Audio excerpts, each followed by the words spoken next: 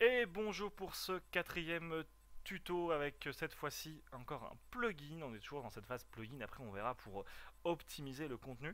Et nous allons voir avec le plugin qui s'appelle WP Page Navi. Ce plugin qui est déjà ici, qui n'est pas encore actif, est un plugin qui va gérer une pagination pour le contenu.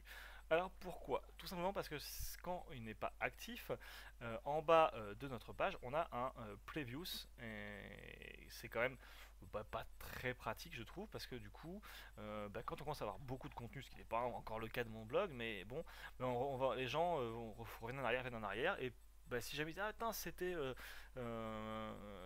page con, c'était quel endroit que je trouve un truc très bien, il faut qu'il remonte dans l'autre sens.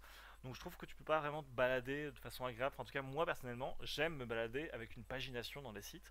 Et donc, et en plus de ça, ça fait plus de liens parce qu'en gros, ces pages-là sont référencées, hein, la liste des pages. Et ben moi, je trouve que c'est bien qu'il y ait ce contenu croisé grâce à la pagination.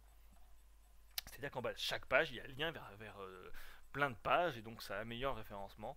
Enfin voilà, c'est pas vraiment un plugin ultra important dans cette phase d'optimisation, mais qui pour moi en tout cas, c'est quelque chose qui donne une fonctionnalité très agréable à l'utilisateur. C'est discutable en termes de référencement, mais je l'ai mis dans ma liste. Et donc, je vais l'activer. Donc, il suffit de chercher page Navi pour le trouver.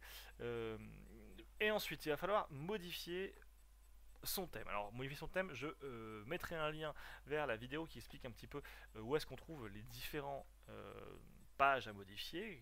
Parce qu'on a donc sur un thème, on a plein de pages différentes, donc il faut comprendre un petit peu dans quel fichier on va aller. Sachant qu'il faut aller dans tous les fichiers où il y a la pagination. Et donc, on trouve en général ceci et qu'on va supprimer. Alors, par hop, ceci. Donc on supprime le j'avance, je recule par euh, une petite fonction page euh, page navi pour navigation. Et à partir de ce moment-là, à la place hop, du hop, ça y est, il était déjà ici. À la place de page suivante, page précédente, sauf que je suis en train de m'emmêler les pinceaux. Voilà, nous avons maintenant la pagination avec la liste des pages, le avant, le arrière et le page 3 sur 3. Nous avons une petite administration, là ça va aller assez vite, qui va vous permettre de modifier, voilà, première page, dernière page, donc si vous voulez mettre autre chose, un truc de plus fun, le texte, là, donc, enfin, en gros on peut personnaliser, page sur, on peut mettre le nom, vraiment voilà, tout est personnalisable jusqu'au petit caractère pour aller d'une page présente à la page suivante, le caractère qu'il y a quand tu as un gros nombre de pages, il ne va pas lister toutes les pages, il va faire des petits sauts avec des trois petits points. Voilà. Et donc, la seule chose qu'il va falloir changer, c'est que par défaut, alors je vais remettre le truc par défaut, vous allez trouver cette case cochée. Cette case cochée qui dit utiliser un fichier CSS. Et donc ça me gêne. Parce que, excusez-moi, je viens de cliquer sur une image sur Factory.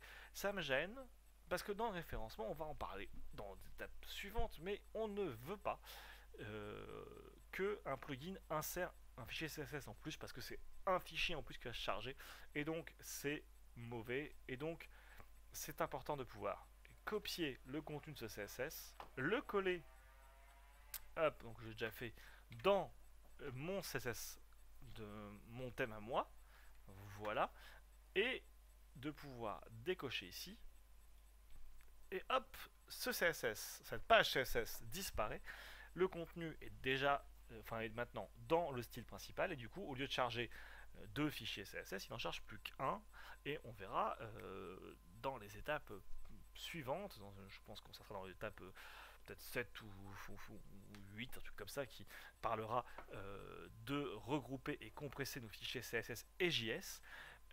C'est une thématique qu'on abordera. On sera très content de pouvoir le désactiver de ce plugin. Et tous les plugins que j'utilise, je fais attention que cette option soit présente quand ils ont besoin d'un fichier CSS. Voilà, donc bon, il y a quelques petites options encore en plus que je vous laisserai découvrir. Je m'arrête là pour ce petit plugin. Comme vous l'avez compris, c'est pas obligatoire ce plugin, mais fortement conseillé.